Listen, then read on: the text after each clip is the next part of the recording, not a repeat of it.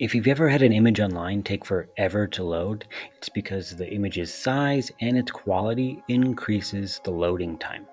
In your Canvas courses, this can cause you to see the glitching wheel of death, the images will take up the entire page for your classmates, and lastly, it'll eat up all of your storage space.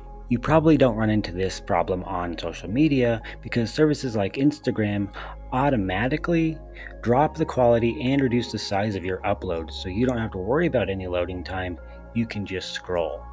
As artists and designers, we're presented with this balancing act between the quality of the image and how fast we want it to load. We want it to load fast so it's easy to share with our audience, but we don't want to lose all of our detail to pixelization. In this video, I'll show you how to resize your images so they load faster, but also give you some control on the quality.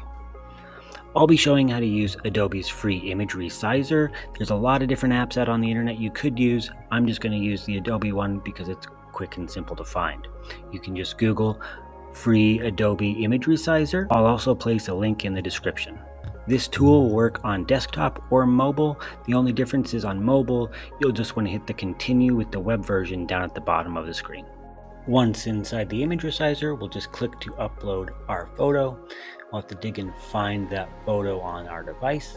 The image will load on the screen and we'll have a little control panel to make some changes. The first one is a drop-down menu and we can choose from some presets. So if I was going to upload this to Instagram, I have some presets I can choose from. I'm going to point out this 1080 pixels is a good number to keep in mind. That's just a good size for most web designs. If you go beyond 1080, it's probably going to fill up too much of the page.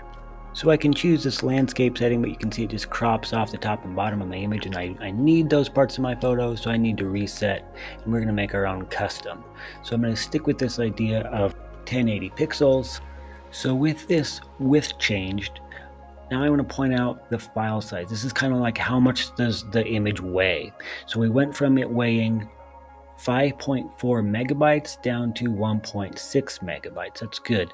We can go smaller. If you can get your image to weigh about 500K, that makes it load pretty quick. So the way we're going to get this down lower without affecting the size is we're going to play with this quality slider. So just by bumping it down a little bit, down to 95%, I've knocked it down to close to our 500K. If we drop the quality slider down too far, it starts to do that pixelization problem. So I'm going to turn it back up to 95 because that looked okay and I like the weight. With that, we'll hit download. On the desktop version, it will automatically open it up into the Adobe Express app so you can do some more editing changes to it. We don't need to.